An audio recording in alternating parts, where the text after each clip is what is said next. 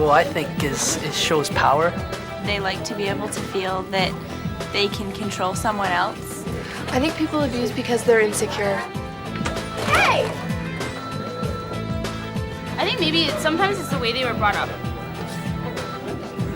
That's their only way of expressing their feelings. Well, I think it's just that people are out of control of their life and they need to gain power.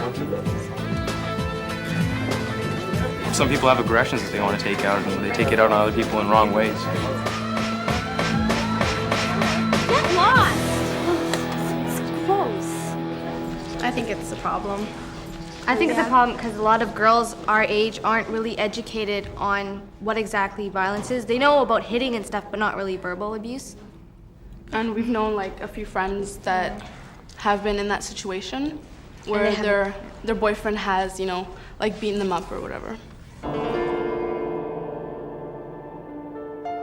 Monica as a little girl was a very happy, vivacious, outgoing little girl. She was always smiling, getting into mischief, just like any other happy, healthy child. CAVIAT stands for Canadians Against Violence Everywhere, advocating its termination. I first started with CAVIAT when my daughter Monica was murdered. I went to the chief of police in my area and I asked for his help on how I could help others not walk in Monica's footsteps. So I began developing Monica's story right from when she was a baby up until her death. And I thought, maybe I can go out and I can tell her story and give warning signs symptomatic to abusive relationships and help others. When I first met Adam, he came to our doors for the first time. He seemed to be a very, very nice young man, willing to listen to Monica, willing to be very helpful with Monica, very caring and loving with Monica. He took her out to nice places and had her home on time. He decided to ask her if she would like to come and live with his grandparents. And Monica saw this as an out, as a new beginning. She wanted to be independent. Mom, I'm old enough to make my own choices.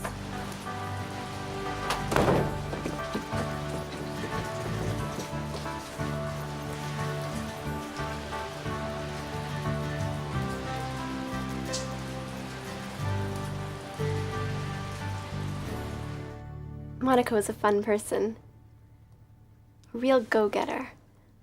She was always happy. We used to hang out in a big group. When she started seeing Adam, she really drifted away from us. It was like he didn't want her spending time with us.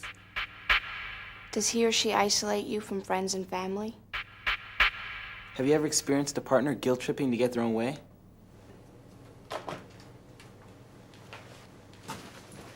Hey,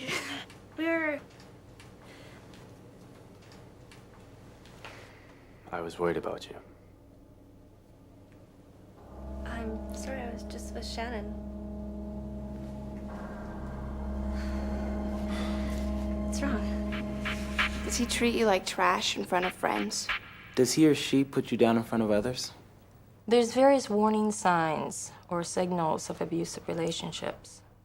And it starts out normally with emotional abuse, putting people down.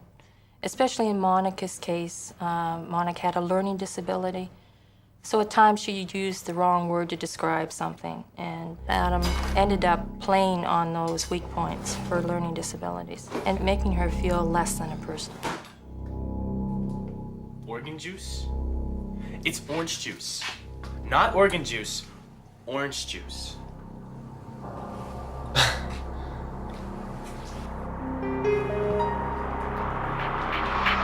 Does he or she have a bad temper, and are you frightened by it? Does he or she try to stop you from talking to members of the opposite sex? Hey, Monica. Brian! How you doing? Good. What are you doing here? Oh, I was just getting some chips and a pop. Hey, Yeah? You- Let's get going. I have to go. Yeah.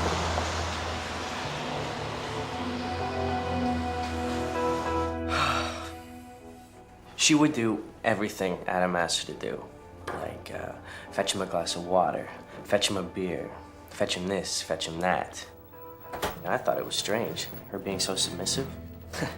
She wasn't usually like that.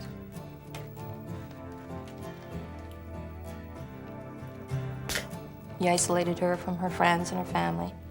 She became very subservient to him because she was the only one that she knew within the area.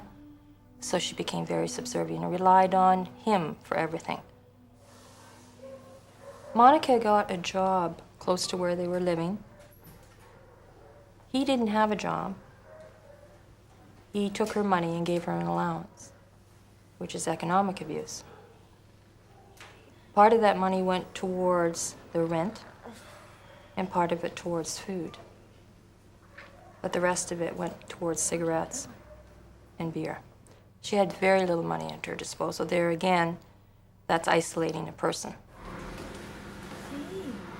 I think Merlin's doing better. Great. Monica had an excellent personality. I mean, she was very easygoing, very talkative. She was great to get along with. But one day, she talked about some problems she was having in her relationship. And after that, she completely changed. I always stand by hers, you know that. You can obviously tell that she was very troubled and scared.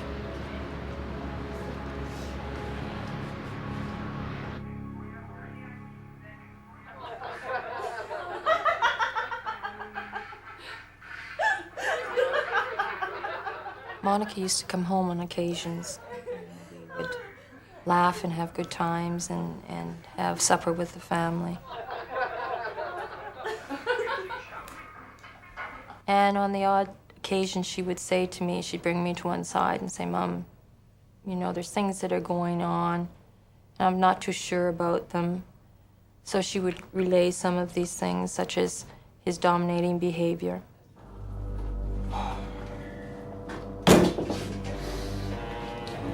There's no beer in the fridge. And the laundry is not done. I'm not your slave, Adam. What? What did you just say to me? What did you just say to me? So we would sit around and we would talk about that. And it's not acceptable behavior. And no, you don't have to put up with that. Have you ever been treated like dirt? Have you ever experienced physical violence? What did you just say to me? So that was the beginning. That's when it first started.